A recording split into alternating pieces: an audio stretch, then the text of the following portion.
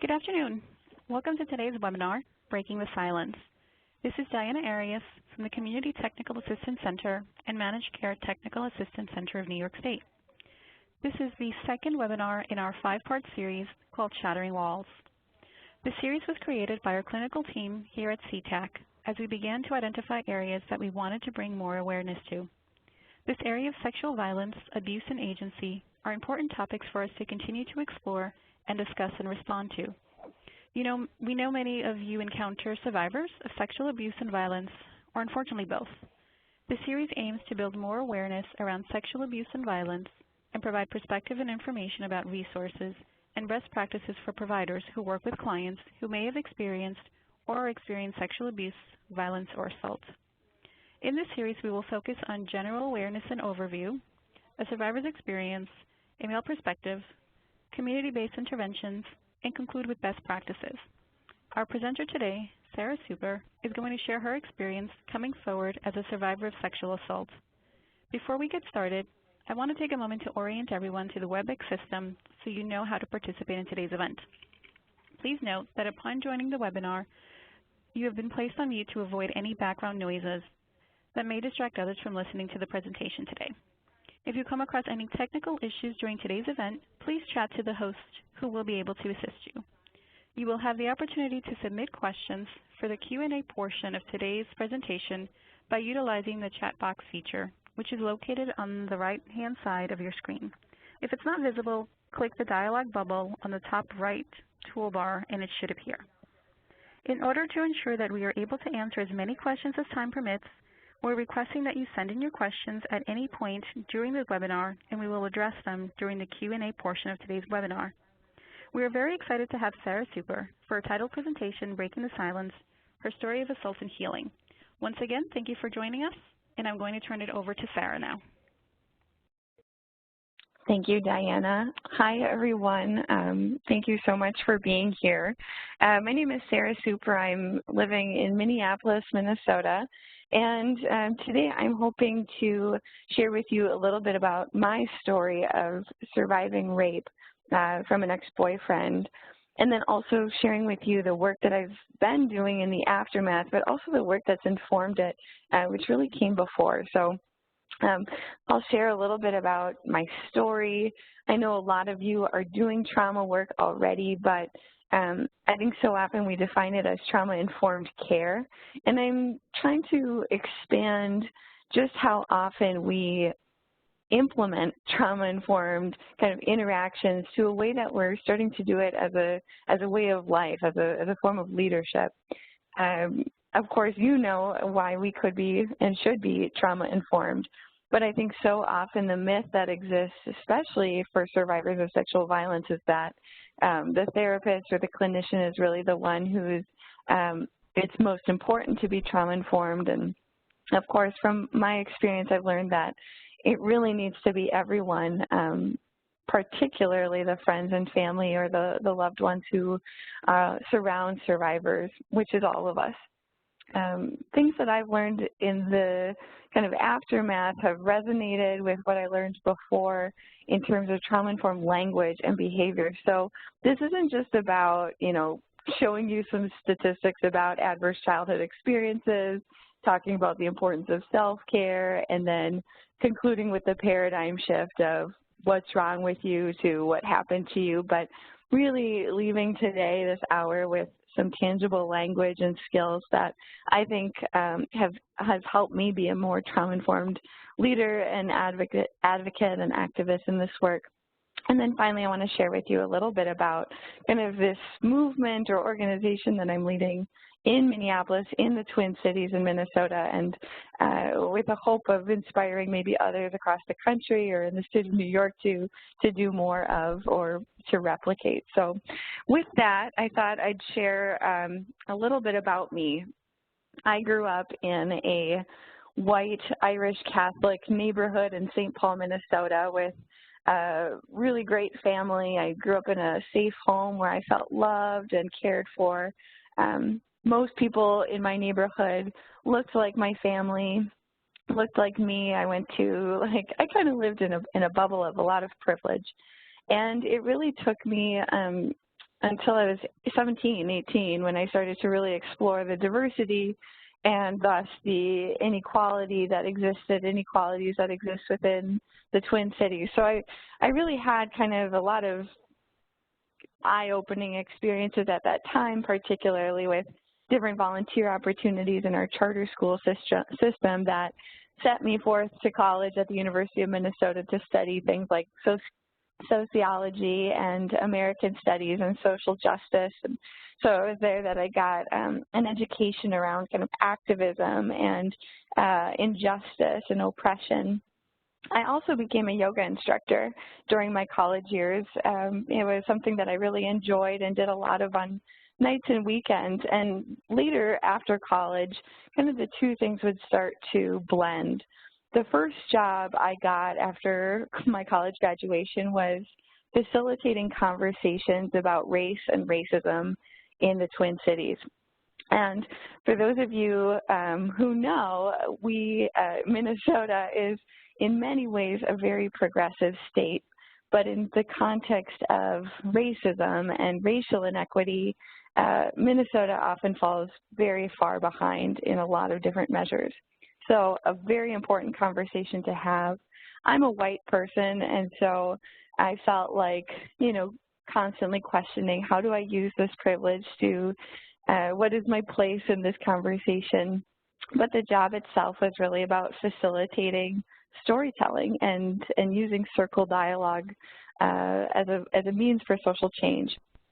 I also was teaching yoga, and at some point I really felt like I could see the participants of these circle dialogues through the eyes of a yoga instructor. So I wasn't just hearing their stories, the stories that were being told, but also watching people's physical bodies tell these stories and respond and hear these stories. And I started to notice that, as a yoga instructor, there are physical signs of stress, such as the way a person's sitting, or your shoulders raising up closer to your ears, or the sound of your voice. And I wondered, I started to notice that people of color had a different experience telling these stories than white people, which seemed pretty obvious and seem obvious, but it started to make me question what's really going on here. What happens to the body in retelling these stories? So I went back to the University of Minnesota to attempt a graduate program that I could make basically my own master's degree in liberal studies, and I was hoping to combine the work of kind of human rights and also the Center for Spirituality and Healing's concept of mind-body healing. So what happens to people's bodies in human rights abuses, and how can we use mind-body healing methods to kind of alleviate that?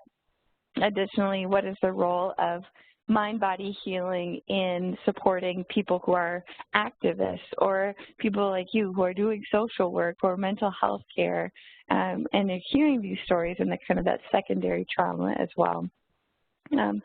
It took me to a job at the Center for Neurobehavioral Development, which at the time, that name kind of went over my head, but it was there that I was introduced to the concept of psychological trauma and the terminology and kind of research, and where I was first introduced to the ACEs research as well.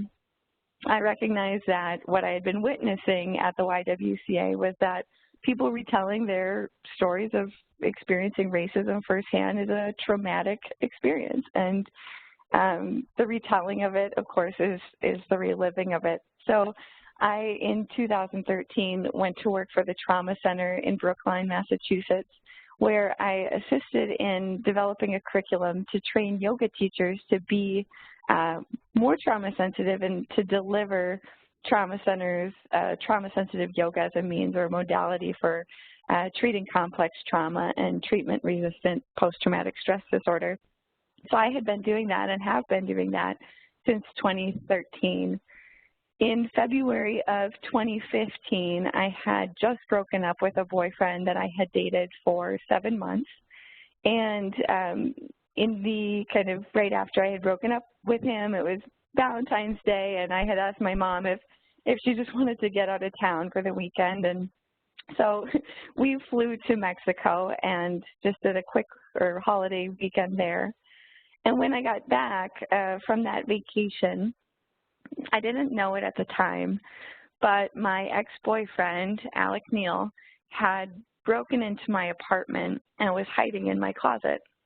It was kind of a strange apartment layout. It had historically been probably an old mansion and had been converted into multiple condos. So I had a 1-bedroom, 2-bathroom apartment. So I had a bathroom that I almost never used and kind of saved for guests, and that's where he was hiding. He waited there for many, many hours. He had been there actually for most of the day. But I came home around 7 p.m. and did my kind of nightly routine before work and took a shower and called a girlfriend and went to bed. He woke me up at knife point and raped me in my bed and my living room. And then I was crying. I said, I need to use the bathroom.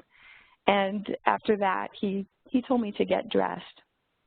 So in my closet, the closet where in this apartment that I had said was kind of a renovated apartment, there was a door actually in the closet to the common hallway in my building. And so it was there that I recognized that this was a night that was going to go on. I did not know what he had planned after what he had already done, and I started to think this was a moment to escape. So I got dressed, and I kind of joked to him. This is kind of a common experience some survivors trying to humanize this person or trying to reach this person on some kind of human connection level. And so I joked about, as I pulled on my jeans, how the all-inclusive buffet that I had come from at the resort in Mexico, that I was surprised that my jeans fit. Of course, there was nothing that changed in that context, and it was at the moment that he turned to get himself dressed that I was able to unlock the door and open the door and scream, at which point he turned towards me with this knife in his hand and swiped at me and ended up just cutting the palm of my hand. But he wasn't aiming, so I went screaming and running through my apartment, screaming, call the police, call the police. And, excuse me, my neighbors let me into their apartment and called the police, and the police came right away. I wasn't able to tell them that I was raped. I wasn't able to tell my neighbors at the time. My hand was bleeding, I was crying and shaking. And so my neighbor actually said that I had been stabbed. I often wonder if the police would have responded differently if he had said she was raped. But I was treated with respect as I told my story. As I said, privilege has woven through this entire experience of mine as a white, cisgendered, straight woman living in a very nice area in St. Paul at the time. And I was able to tell them my story. They brought me to the hospital, and anyway, my perpetrator was arrested that night. He fled the scene of the crime, and then they arrested him on the highway, and he has since been in custody ever since. We went through the court process, and he was sentenced to 12 years in prison. So it's just a pretty remarkable thing to see a perpetrator even held accountable, let alone be held to such a way in which for many years in prison that validates really the experience that I went through. We know that 97% of perpetrators walk free, so that's been quite rare. But in the immediate aftermath of being raped, a few things happened. I started to tell my story, and I started to tell it then publicly. And so what I share with you today is really a culmination of my academic studies, my work experience, the things I've done professionally, but also the things that I've lived through personally and the stories that I've heard in the aftermath. So that's a very long-winded introduction. Again, I said that, trauma-informed leadership is not just trauma-informed care. It's really more than that. It's an extension of beliefs and practices to make a positive difference in the lives of those suffering from trauma. And it also, I think, in a way, urges us to have the courage to do what needs to be done and to say what needs to be said in the spirit of helping others heal from trauma and ultimately curing our society of atrocities. So it's more than just what we do in our everyday interactions, though it certainly begins there, but it's also something about systemic change and being an ally in not just the experience of sexual violence, but all the experiences that kind of intertwine and intersect with being a survivor of sexual assault. As you know, survivors surround us, but for me, this was a very dramatic, sharp learning curve in the wake of being raped. I needed to tell people, my close friends and my family, what had happened to me, in part because I recognized that the wounds of being raped were invisible. Aside from the cut on my hand, I woke up the next morning and looked in the mirror and said, I look exactly the same, but my life is totally different.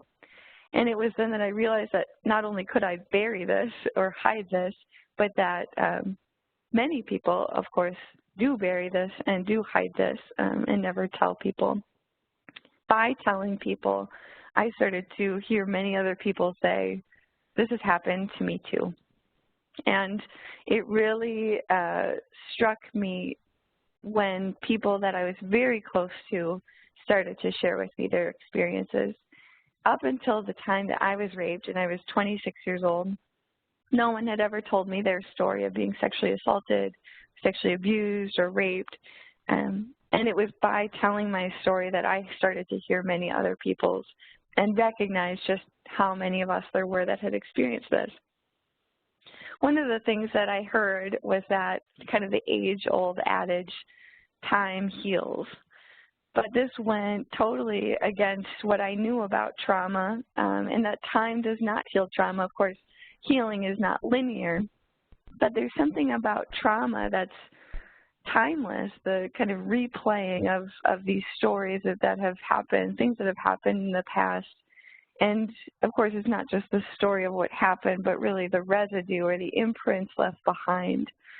So understanding that time didn't heal trauma was a really important piece for me in terms of starting to identify what could help me resolve my traumatic experience. The third thing is something that I feel I often get on a soapbox about because it's something that I don't hear often enough. So many of us, I think, have been to trainings on trauma that, as I said, they introduce the Adverse Childhood Experiences Study. They talk about the paradigm shift from what's wrong with you to what happened to you. And I've heard many presenters end with the importance on self-care. And I'm not here to say that self-care isn't important, but rather that self-care does not heal trauma. And I think Judith Herman says it right when she says that recovery can take place only within the context of relationship. It cannot occur in isolation. And I think she's referring to not just romantic relationship, but rather the human relationship interactions that we have as people. So all different forms of relationships help us heal. And the key piece here that I've come to understand is that the damage that's done in traumatic experiences is done between people, that there's always this relational piece to trauma, whether it's between an individual on an individual scale, like an individual perpetrator to an individual victim, or maybe it's groups of people or multiple perpetrators on an individual, or groups of people against each other like gang violence or countries at war or social oppression. We have this relational piece to how people interact in the context of trauma. And so the healing really requires something relational as well. This has played into my understanding of the importance of how I interact with people, and starting to recognize that I had more power than I thought. Everyone has more power than I think most of us realize in either helping a survivor heal or compounding the damage that's done. So I really do believe, personally from experience and what I've seen as a person who now intentionally does this work with other survivors, that what I say and what I do, as well as what I don't say and what I don't do, in other words, my silence, will either help support a survivor in believing that the world is good and that people are trustworthy and that they are fully deserving of their respect and basic human rights, or my words and actions or lack thereof will remind them that the world is a dark and evil place, that people are deceitful or will betray you, and that that's a dangerous thing, and that the individual themselves is not deserving of respect and their basic human rights and human dignity. So there really isn't this neutral interaction in the wake of trauma, that our words and actions really carry so much power. And for me, I recognize this in part because going back here, when I spoke out, people would say and do things that had a really, either whether it was shaming or blaming or validating and compassion, what people said and did had a dramatic impact on my day. And while 2 years now, it's been 2 years, it might not leave, I don't walk away necessarily from every interaction saying that's healing, but the hurtful ones certainly do stand out. And I am in a better place than I was 2 years ago in the context of my own trauma symptoms.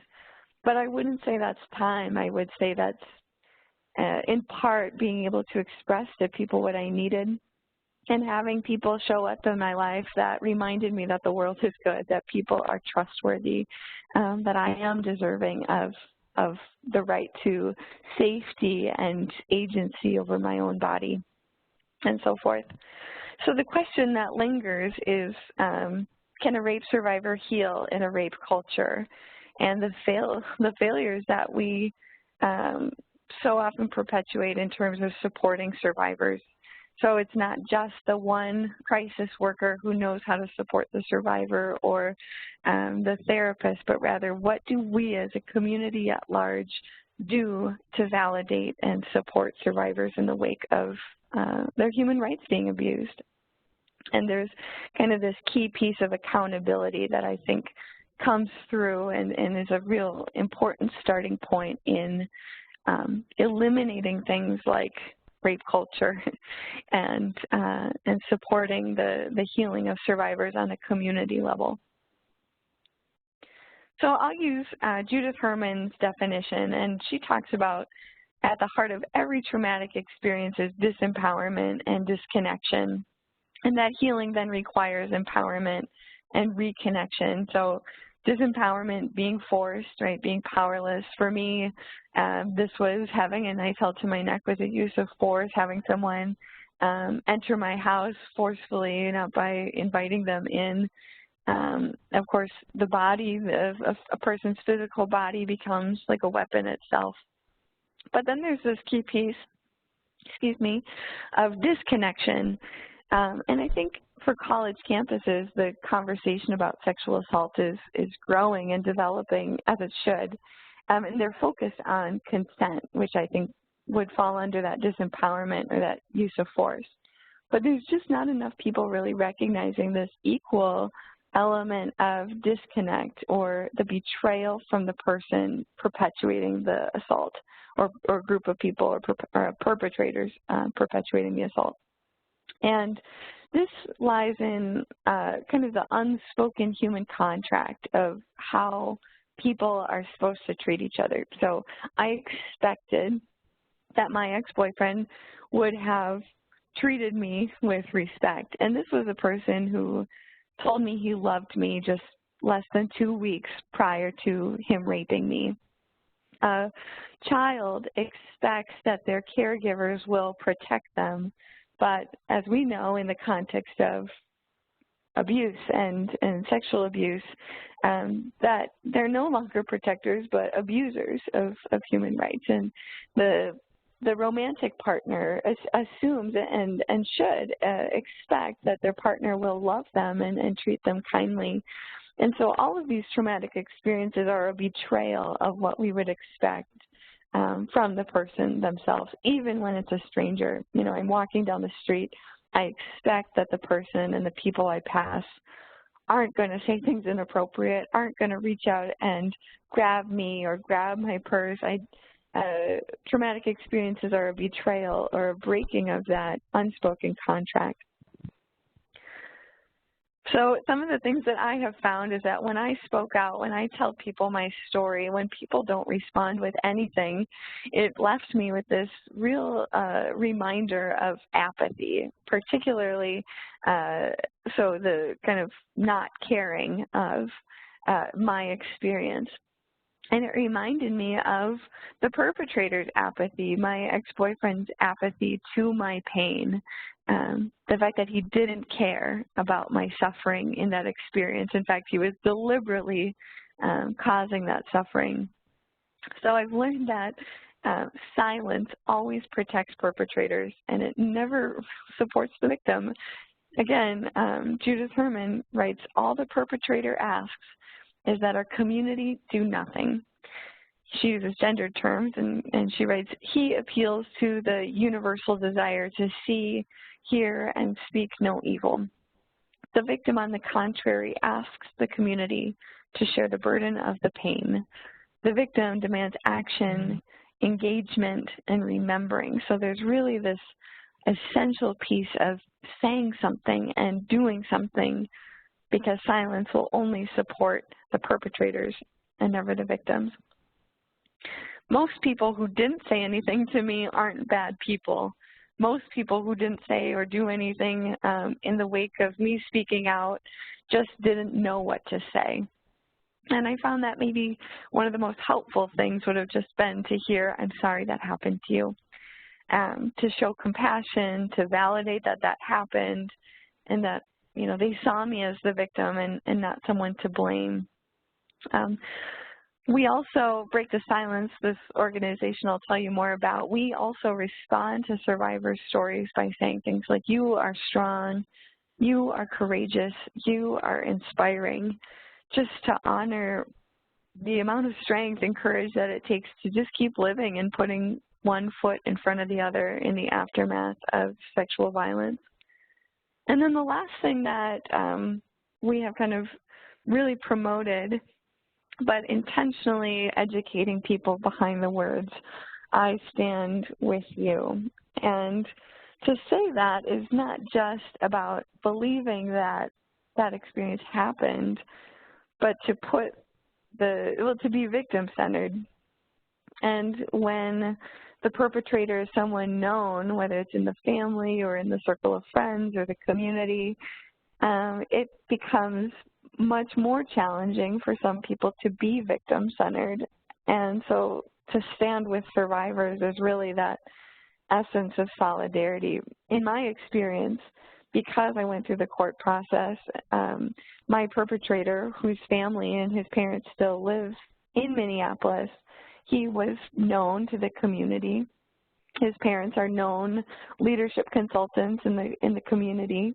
And I saw our community really wrestle with the concept that this was a college-educated D1 soccer player, environmental activist, and all the things that people wanted to say and do to sympathize with him, trying to, if they first denied that this couldn't be true, and then the facts and the evidence show it is true, then they're trying to invalidate it like he must have been mentally ill, or, you know, there's just so many different ways to try to rationalize or excuse this choice that he made, that so many people have made, but most often have never been held accountable for. So standing with a survivor really revolves around being victim-centered and honoring the survivor first and foremost. And oftentimes that requires people to ask, like, what do you need to heal? And most survivors, I would say, speaking from my own experience and also from the survivors that I work with, don't necessarily have a firm idea of what we need. And maybe what we need is just choices themselves and the feeling of not only having choices, but allowing ourselves or being able to make the choice that feels right for us, and then finally having that choice be respected by other people. And I've also learned that while we know choices are empowering, kind of counteracting that disempowerment that happens within the context of trauma, how we offer choices is really important. If I was to say, well, the question of consent, for example, is a good one. So currently, more colleges are adopting affirmative consent policies, and it's encouraging people to say, do you want to be intimate, or do you want to come home with me?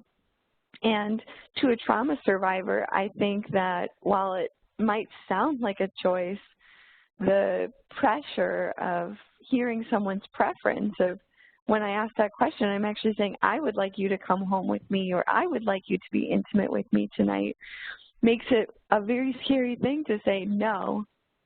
We also know that a lot of women are in dangerous situations when they do say no, or when they're walking away from relationships or turning down their partner or some other person. So the act of saying no when you hear someone else's stated preference can be a scary and dangerous thing. So if we were to offer consent, for example, in a trauma-sensitive way, we would say something like, if you'd like, you could come home with me, but if you'd rather not, that's okay too. I'll call you tomorrow either way. Or do you want to be intimate tonight? If you'd rather not, that's okay too. Whatever sounds good for you works for me. Or there has to be something that allows it to be not just one choice, but at least two. Additionally, the choices should be tangible. Instead of saying things like, is there anything else I can do for you? Or let me know if there's anything I can do for you. Oftentimes we just don't even know what the person is willing to do, or the needs are complex. So does that mean you're going to come with me to my court appearances? Or if you say, call me anytime, and I have a nightmare at 3 a.m., does any time mean 3 a.m.? This doesn't mean to say that you should be available, of course, for all of those things, but that it's actually a very intentional way that I think social workers and mental health professionals and all of us in general could recognize what our boundaries are, and yet what we're still able to do to support survivors in our lives who are healing. One of the choices, so choice has become this foundational piece to break the silence, which is the organization I've started. It's more grassroots than a nonprofit, so we're not a 501c3. We have a fiscal agent. We're a fiscally sponsored organization, so all of our finances are handled by another nonprofit in the Twin Cities. But everything we do is really about creating choices, creating invitations. So instead of me saying, because I spoke out, you could do it, or we should all break the silence and start this revolution, the nature, the kind of core piece of Break the Silence is saying, if you want to, you could publicly identify yourself as a survivor, and if you'd rather not, that's okay too. We're going to support you whatever you decide, or we stand with you however you choose to heal. So the choice is yours to break the silence, and we support you either way. It becomes this very different message than maybe other social movements that are saying everyone should be here, or, you know, come to this event. It's like, come to this event if it feels right for you. You could participate by sharing. You could attend just by listening.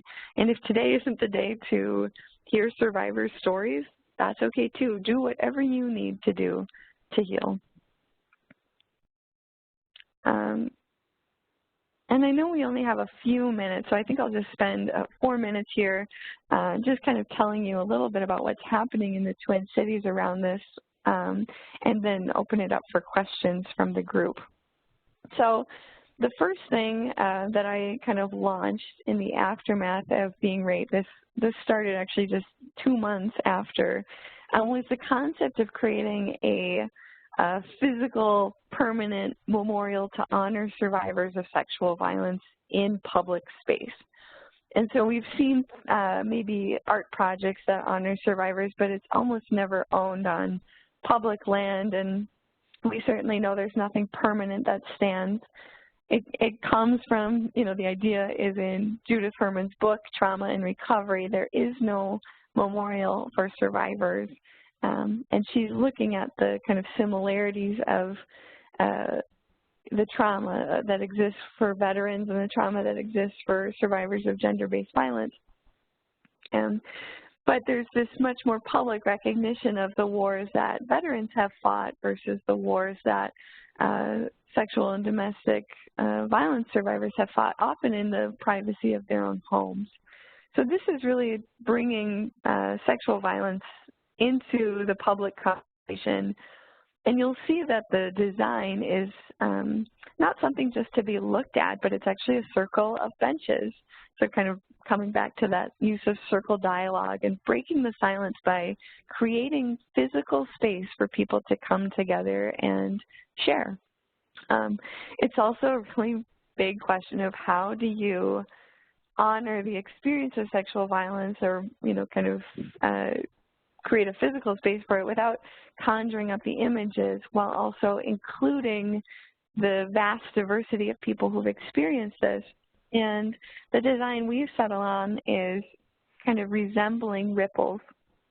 So the ripples of pain that this causes throughout a survivor's life, the pain that ripples through a community in the aftermath of sexual assault, but really also the ripples of inspiration and strength.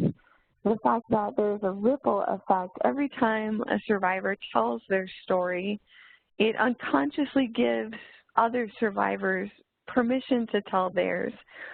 So that's really kind of how we've decided to create this space. We're in the final planning pieces or final planning steps to making this memorial happen.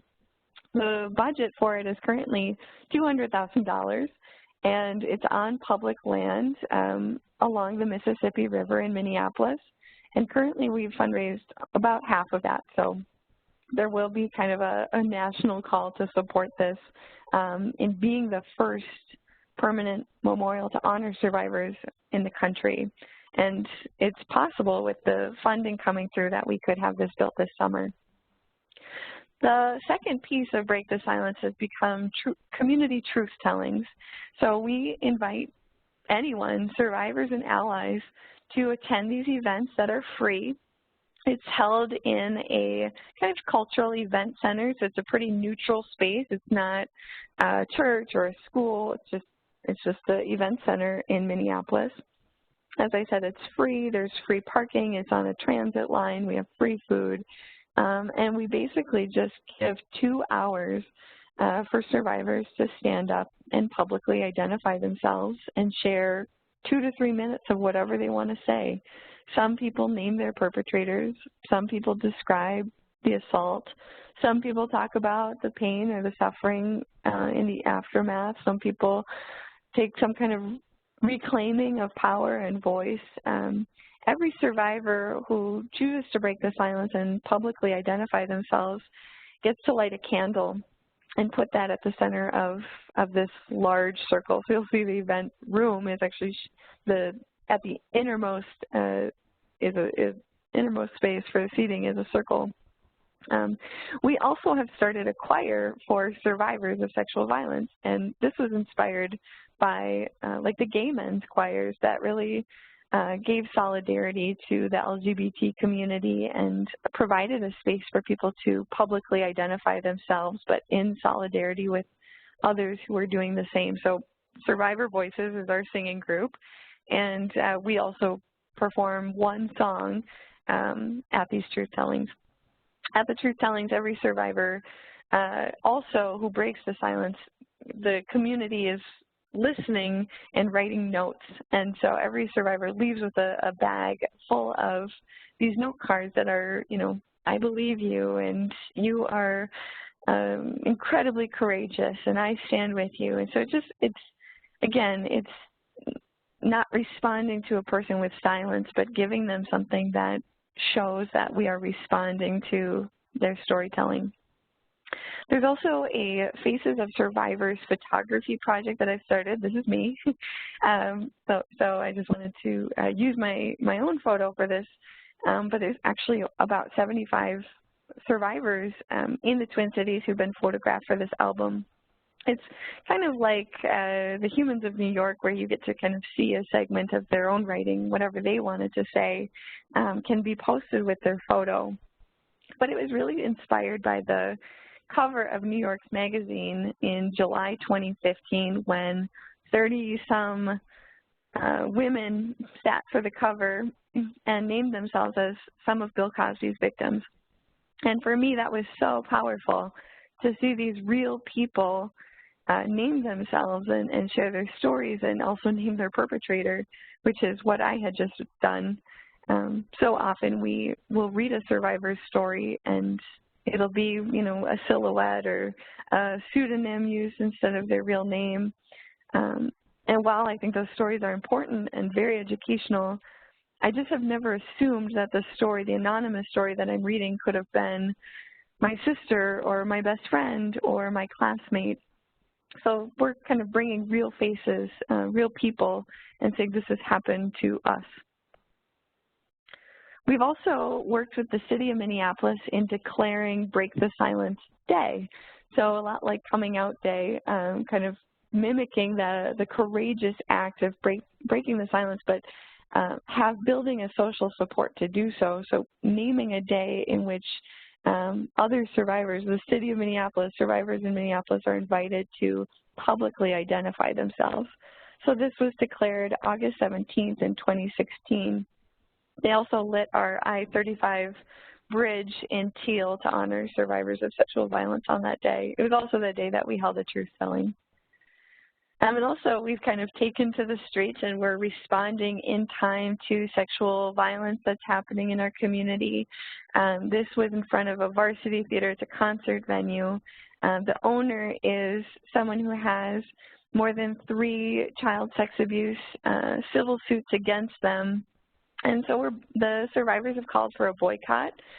The varsity theater is close to the University of Minnesota campus, and not many students who are new, or let alone just students in general, knew about these civil suits. And so this was an effort to kind of expand that news and share with people just the information that's out there about who this person is and the civil suits against them.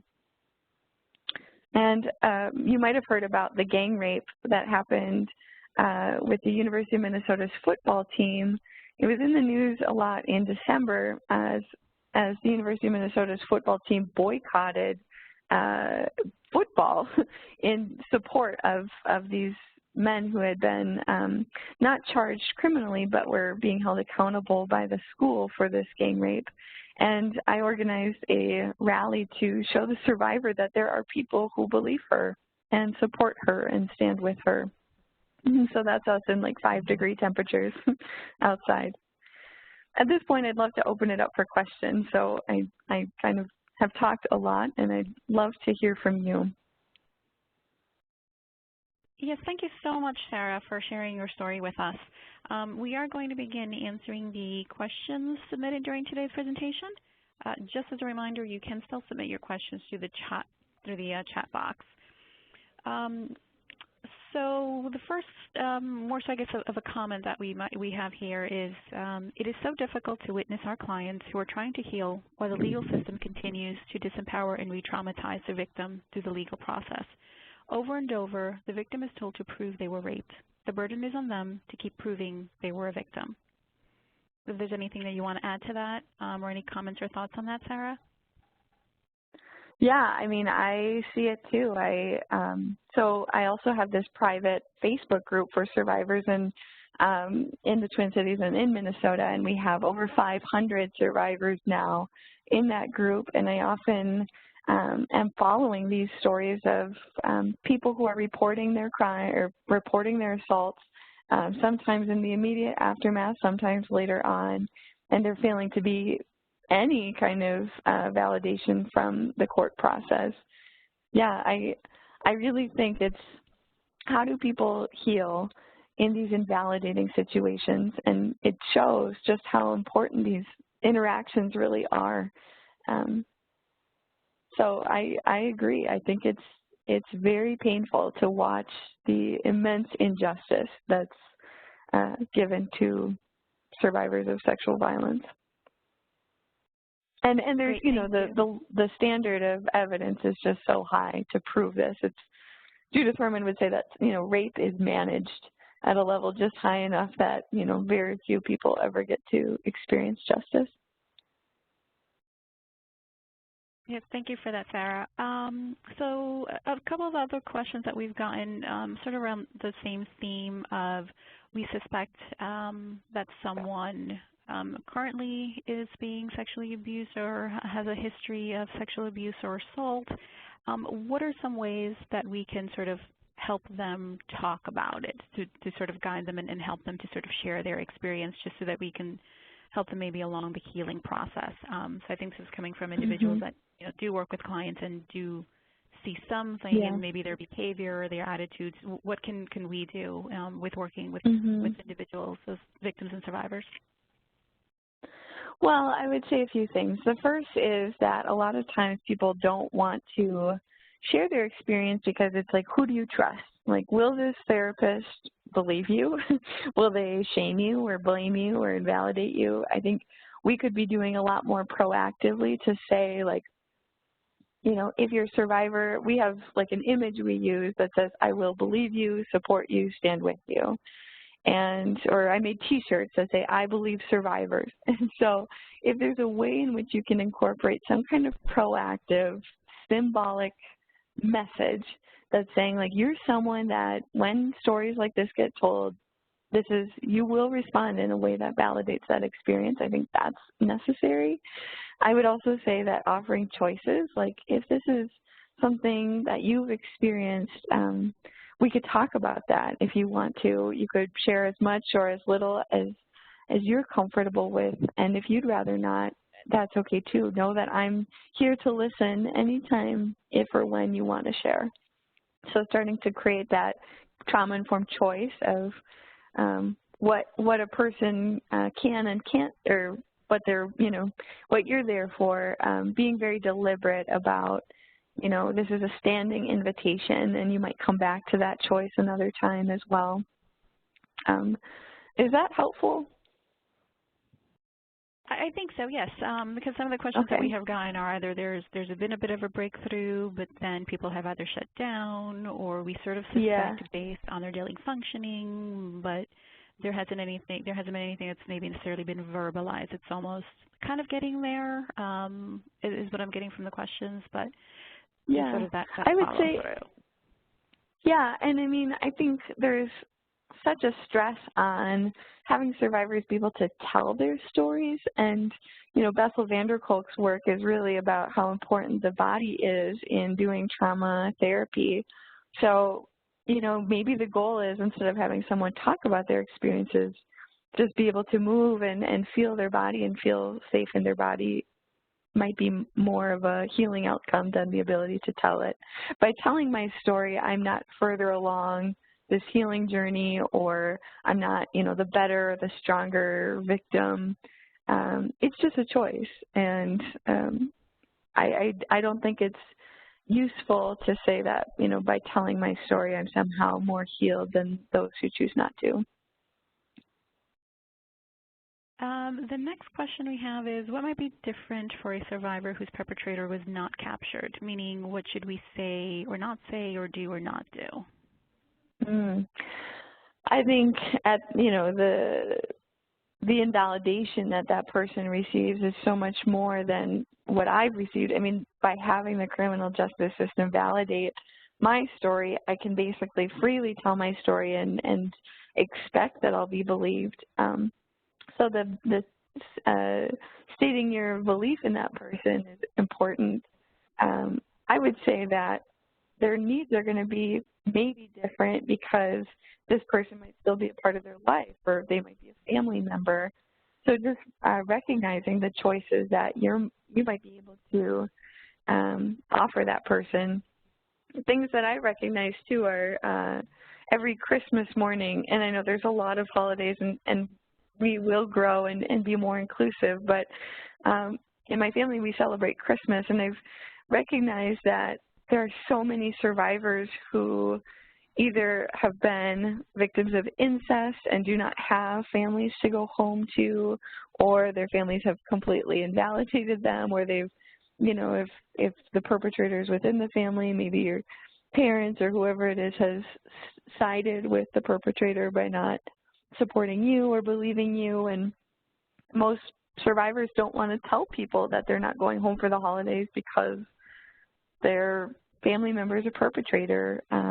It's, that requires someone to out themselves. So I've created an invitation. We do a Christmas brunch with Break the Silence, in the Break the Silence community. And so you might be thinking more about what are the opportunities or what are the invitations that might be useful for the person who might be challenged by seeing their own perpetrator in their own community or even within their own family. Okay, thank you. Following question is it uncomfortable for women survivors to have men try to help them with recovery? Again, I think it goes back to choice. For me, it depended. It really depended. I needed, men played an important part in my healing, and I would also say that men have compounded the damage of the trauma so much. That there haven't been that many men to participate as allies in Break the Silence. We actually have some male survivors speaking up and participating in our initiatives, but not as many men. I mean, again, I guess I don't know. I don't know who the men are that show up to these events and whether or not they've experienced sexual violence or if they're simply allies coming to listen. But I think for me, it's been helpful to see men care about this issue. But again, it's the questioning of to what capacity, and, would I feel the same about Break the Silence if it was led by male allies? There's definitely a role and a need for them, and yet we really move forward with this survivor-centered, inclusive leadership team, I think. So I think men are essential, and because their actions will either be hurtful or healing, and on a broad societal level, they're doing so much more that's compounding the damage with, whether it's the Marines showing these photos of their colleagues, or it's the, bachelor party at strip clubs, or it's the fraternities doing, or the football team. I mean, there's just so much rape culture that's steeped into what it means to be a man that I think there's going to need to be a much more active role in men rejecting that toxic masculinity and redefining masculinity as the courage to speak up and be, hold strong against things that are just not right. Okay, and last question actually, what are your thoughts on breaking silence and shame? For example, would breaking silence end shame? I think for some survivors, they feel kind of some alleviation of that shame, and I think for other survivors, they might even feel more shame.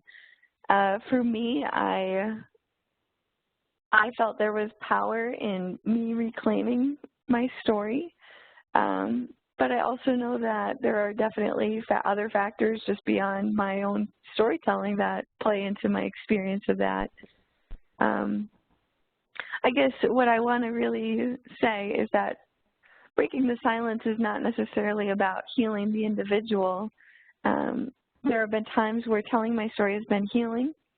There's also been times that telling my story has really hurt me and people have said the wrong thing, or, you know, I was a single person and going on dates and having these articles that, you know, you Google my name, it's Sarah Cooper's a rape survivor, and there were some painful experiences that come from that as well. Breaking the silence is not about necessarily healing the individual, though there is healing that's happening. It's really a way in which I feel like society is starting to change, that survivors are actually being able to organize themselves because now they know each other.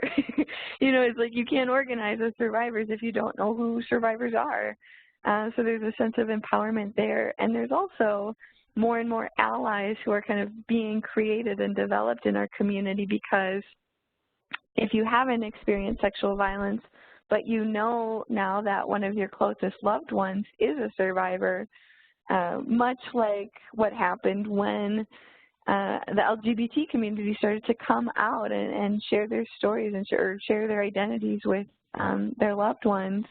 And just like when a family member told us about being diagnosed with breast cancer, our family just responded and took a much more active, supportive role, not in just supporting the individual, but in, you know, being proponents for marriage equality, being proponents for breast cancer research. And now that I've been raped and have spoken out about it, my family members who haven't been assaulted are much more involved in this work. So there's this real social change that seems to happen when survivors choose to break the silence, but it's not by any means like the right way to heal. It's a way that some changes are happening. Okay, great, Sarah. And, you know, we do have a few more comments and questions, but in the interest of time, unfortunately, we won't get through them. But I did just want to point out that we did get a few comments pretty much just thanking you for sharing your story, for being part of the process, for those who are the path to healing and recovering, and also just for overall doing the work that you're doing, particularly, obviously, with Break the Silence. Thank you. Thank you so much. Yeah, no, thank you so much. So I do want to end it there, and I do want to thank you, Sarah, and everyone for attending today's webinar. You have Sarah's contact information up on the screen there. If there are any other questions, you can certainly contact us at ctac.info@nyu.edu.